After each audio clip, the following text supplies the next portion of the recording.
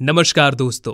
कहते हैं कि इस धरती पर जो भी आया है उसे प्रकृति ने अपने बचाव के हथियार से लैस किया है, मगर ये बात हमेशा सही साबित नहीं होती। पृथ्वी पर कई ऐसे अभागे जानवर भी हैं जिनके बचने की कोई गुंजाइश ही नहीं है। आज के वीडियो में हम कुछ ऐसे ही जानवरों के बारे में बात करेंगे जिन्हें देखकर आपको लगेगा कि प्रकृति ने उनके साथ सौतेला बर्ताव किया है। ऐसा बहुत से पक्षियों के चूजों में देखने में आया है। ये लड़ाई इतनी भयानक होती है कि अक्सर बड़े चूजे छोटे चूजे की जान तक ले लेते हैं। ऐसा वो ज्यादा भोजन खाने के लिए करता है ताकि उसे अपना भोजन दूसरों के साथ बांटना ना पड़े। बड़ा चूजा अक्सर आकार में बड़ा होता है जिससे उसके पास ज्यादा ताकत होती है।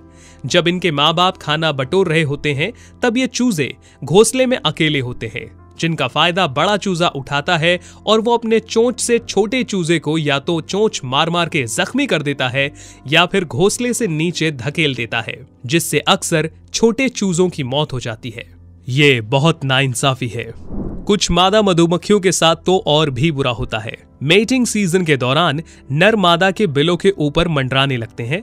नरों की लड़ाई मादा के बिल के बाहर निकलने से पहले ही शुरू हो जाती है। वो एक दूसरे का खात्मा करके कंपटीशन को कम करना चाहते हैं। इसका मुख्य कारण होता है कि 100 नर के मुकाबले केवल एक ही मादा मधुमक्खी होती है। मगर बात यहीं खत्म नहीं होती। जब मादा बाहर निकलती है तो उस पर एक साथ कई नर टूट पड़ते हैं। यह हमला इतना खतरनाक होता है कि मादा की जान तक चली जाती है। सारी धरती मधुमक्खियों की लाशों से भरी पड़ी होती है। जिस तरह से भारत में पुरुष और स्त्री के बीच का अनुपात बढ़ रहा है, क्या यहां भी यही होने वाला है? मकड़ियों की कुछ ऐसी प्रजातियां हैं जिनके बच्चे अपनी मां को ही मार के खा जाते हैं।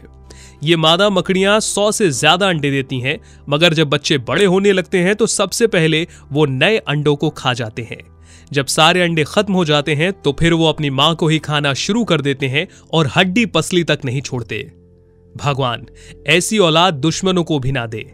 जानवरों की दुनिया में सिर्फ बच्चे ही नालायक नहीं होते। कभी कभी माँ बाप भी अपने बच्चों को जिंदा नहीं छोड़ते, वो उन्हें मारकर खा भी जाते हैं। ऐसा वो अक्सर कमजोर बच्चों के साथ या फिर भोजन की कमी होने पर करते हैं।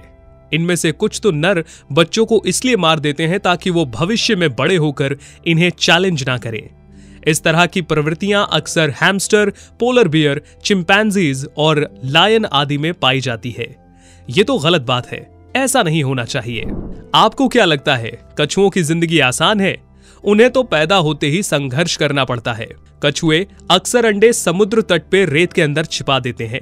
जब बच्चे अंडे से बाहर निकलते हैं तो उन्हें तुरंत समुद्र में गोता लगाना होता है, मगर रास्ते में दूसरे शिकारी जैसे क्रेन और शार्क उनका बेसब्री से इंतजार करते हैं। कछुओं के बच्चे अक्सर इनका भोजन बन जाते हैं, मगर कुछ बहादुर बच्चे सबको चकमा देकर समुद्र में पहुंच ही जाते हैं।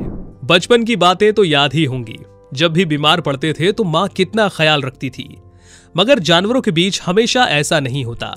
ये जानवर जानते हैं कि ऐसे बच्चे ज्यादा दिन जिंदा नहीं रह पाएंगे।